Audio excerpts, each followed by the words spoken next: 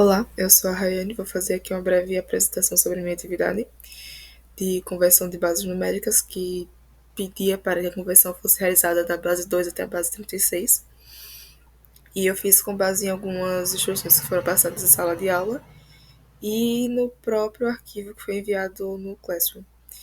Então, eu fiz aqui a criação de uma função principal, que é responsável por estruturar e fazer a chamada das funções secundárias, que no caso aqui é a função converter base. Ela recebe como parâmetro o número, a base de origem e a base de destino. Né? E como dá para ver aqui, a variável resultado ela é responsável por armazenar o valor final, que é a chamada dessa função converter base. E aí eu passo como parâmetro o número, a base de origem, a base de destino, que eu pego aqui no input. Então, a minha função principal, que é a converter base, ela basicamente possui dois tratamentos principais de caso, que é quando eu recebo um número com ponto, que é o número fracionário, e o número inteiro. Então, se eu tenho no meu número a string ponto ali no meio, isso significa que ele é um número flutuante. Então, para tratar esse caso, eu divido com o split esse número fracionário em duas partes, que é a parte que antecede o ponto e a parte que sucede o ponto. E aí eu trato a parte inteira e a parte decimal, faço a chamada da função converter para a base 10 e depois eu concateno os dois valores obtidos para poder ter o resultado final da conversão. E o segundo caso, que é quando eu recebo o valor inteiro, e aí eu vou fazer diretamente a chamada da função converter para a base 10, que por si só na estrutura dela ela vai fazer a concatenação dos valores.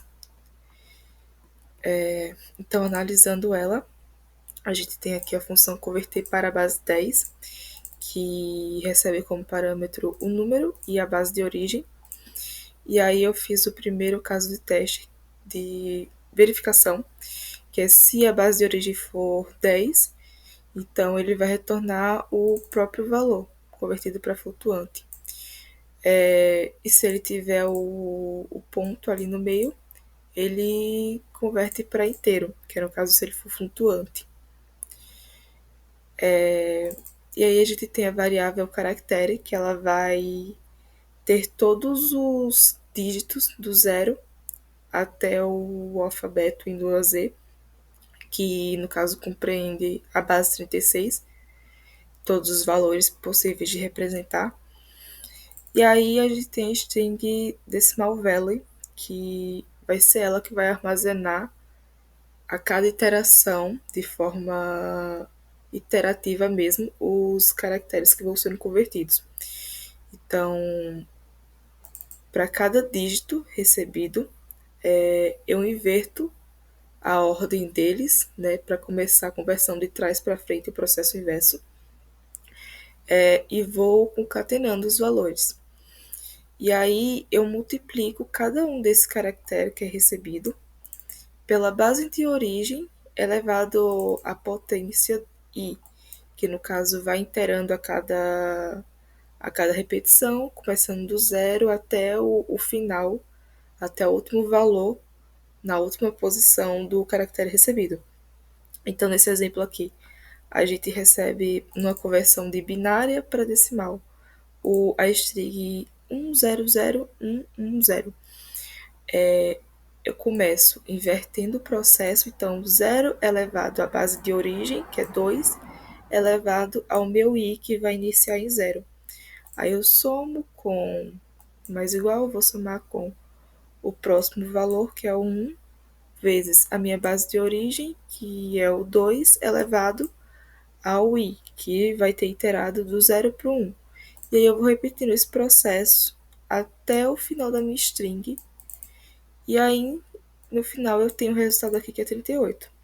Então, 2 mais 4 mais 32, 38. E aí a gente pode testar isso aqui. Base de origem 2. para a base 10. O número 100, 110 na base 2 é equivalente a 38 na base 10. Então, essa aqui é uma forma de mostrar como que o script faz a conversão do binário para o decimal. E aí, no fim, a função ela retorna o decimal value, que é a variável que vai guardar a concatenação final dos valores que foram sendo convertidos no processo. E aí a gente vai para converter da base 10, né? Que é a segunda função secundária do processo da converter base. Ela recebe como parâmetro um número e a base destino. E aí a gente tem o primeiro caso de verificação, que é se a base for igual a 10, ele vai retornar o próprio número já convertido como string. Aí a gente tem novamente a string, a variável caractere, que vai guardar todos os símbolos possíveis de representação, né, até a base 36. Eu defino aqui a variável result como vazia inicialmente, ela que vai guardar o resultado final. E eu coloco dentro de um laço de repetição. E aí, quanto o número for maior do que zero, eu vou realizar as divisões sucessivas do processo de conversão. Então, eu tenho a variável resto, que vai sempre, a cada iteração sendo atualizada, eu pego e ela vai receber um número, módulo, base de destino. Então, ele vai realizar a conversão e o resto, ele vai guardar, o resto dessa conversão aqui vai ser armazenada na variável. E aí, result vai ser igual a, ele vai buscar em caractere o valor que está associado ao meu resto e vai somar o result. Basicamente isso. Aqui ele faz a divisão inteira do número para que o valor seja atualizado do próprio número, no caso, a cada iteração. Então, se ele vai iniciar, por exemplo, eu quero converter o 38, ele inicia com 38, mas com o decorrer das iterações o valor vai sendo atualizado. E aí um exemplo de representação disso, né, seria o próprio 38 que a gente acabou de fazer. Ele inicia como 38 e divide por 2, que é a base de destino, seria a base de destino, e aí o módulo, o resto seria 0. E aí o meu número seria atualizado para 19, que seria o resto disso, e o 19 por 2 daria o resto 1. E eu vou repetindo esse processo até que o número seja, até que essa condição não seja mais satisfeita. E aí ele para o processo de repetição. E aí ele retorna como final o result.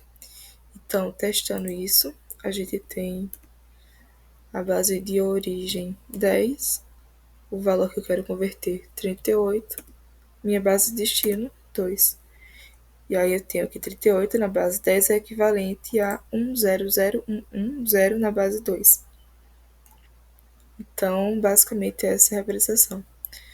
E aí eu posso testar também a conversão entre o número decimal com o número decimal.